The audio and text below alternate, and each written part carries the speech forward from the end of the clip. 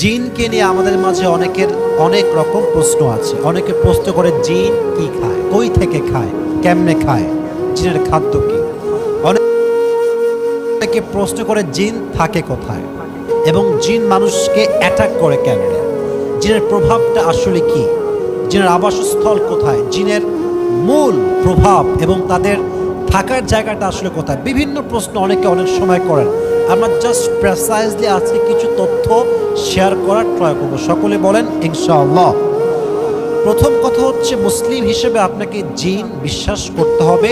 This is the part of your ইমান, এটা আপনার ইমানের অংশ। কারণ কোরআনুল কারীমে জিনের নামে একটা স্পেসিফিক সূরা, যুবক ভাইরা, আছে না নাই? সূরাটার নাম হচ্ছে সূরাতুল জিন। আবার দেখেন কোরআনের লাস্ট আয়া, মিনাল জিন্নাতি ওয়ান নাস, এখানেও জিনের কথা উল্লেখ আছে না নাই? So as a Muslim you must have to believe in jinn kind. আপনাকে জিন কাইন্ডকে বিশ্বাস করতে হবে, এটা আল্লাহ তাআলার সৃষ্টি। এখন আসুন, জিনরা আসলে থাকে কোথায়।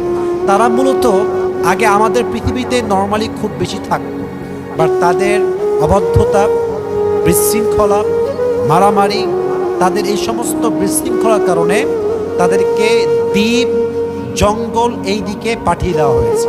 বেশিরভাগ জিন বসবাস করে দ্বীপে, জঙ্গলে, সমুদ্রের অতল গহ্বরে পানির, অতল এই যে গভীর পানির নিচে তারা বসবাস করে। এখন আসুন, এই জিনকে আল্লাহ তাআলা কি দিয়ে সৃষ্টি করেছেন? কোরআনে আসছে, ওয়াল জান্না খলাকনাহু মিন ক্বাবলু মিন নারিস সামুম। আল্লাহ তাআলা জিনকে সৃষ্টি করেছেন খাঁটি আগুন থেকে। মানুষ তৈরি মাটির দ্বারা, জিন তৈরি কিসের দ্বারা? আরে ভাই বলেন আপনার সবাই, মানুষ তৈরি মাটির দ্বারা, জিন তৈরি কিসের দ্বারা? আগুনের দ্বারা। আচ্ছা, একটা বিষয় আপনারা অনেকে জানেন হয়তো বা, আবার দেখা যাচ্ছে যে যারা আমরা পড়ি না, আমরা জানি না বিষয়টা। সেটা হচ্ছে এই জিনের উপরে কিন্তু নেকড়ে বাঘের প্রভাব আছে। নেকড়ে বাঘ যদি জিনের দিকে একবার চোখ মেলে তাকায়, জিন ওখান থেকে আর নড়তে পারে না।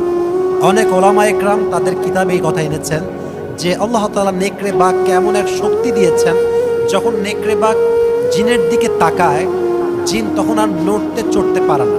ইভেন নেকড়ে বাঘ তাকে তখনই সেই মুহূর্তে চাইলে আক্রমণ করতে পারে, তাকে সে আঘাত করতে পারে। একটা ঘটনা আমি পড়েছিলাম এবং এটা প্রায় ওলামা একরাম তাদের কিতাবে নিয়ে আসছে, এবং আমি কিন্তু এই ঘটনাটা প্রায় শুনেছি অনেকের কাছ থেকে, যে একজন মহিলা তাকে প্রায় জিনে ধরত, প্রায় জিনের সমস্যা করত। তো একদিন সে জঙ্গলে গিয়েছে ছাগল চড়াবার জন্য।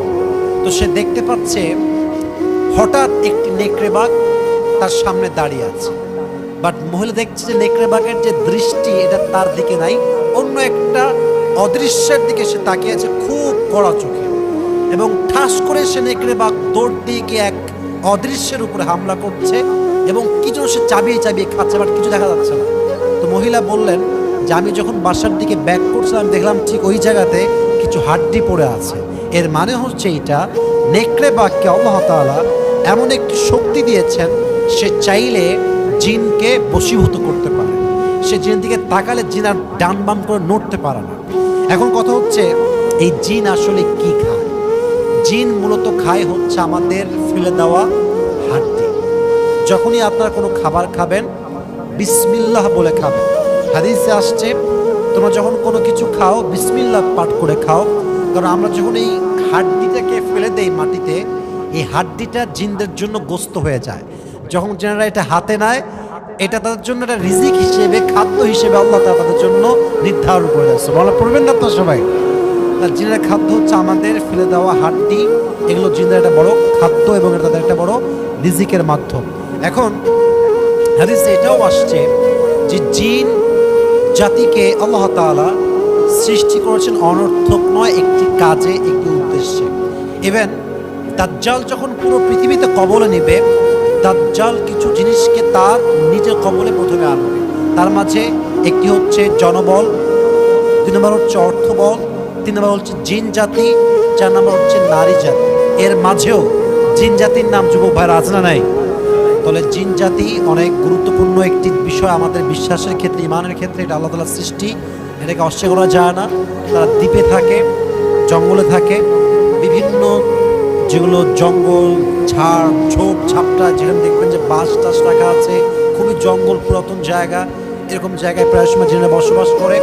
জিনদের খাবার হচ্ছে হাড্ডি, এজন্য এই জিনদের হাড্ডি খাবারকে আপনারা নষ্ট করবেন না, এখানে পেশাব করবেন না, এটা দিয়ে কুলুপ করবেন না, অপবিত্র করবেন না। যখনই খাবার খাবেন বিসমিল্লাহ বলে খাবেন, এবং কখনো জিনদের খাবারে নষ্ট করার মতো কোনো কাজ করা যাবে না। আল্লাহ তাআলা আমাদের সবাইকে মানা, বোঝা এবং আমল করার তৌফিক দান করুন। সকলেই পড়া আমিন।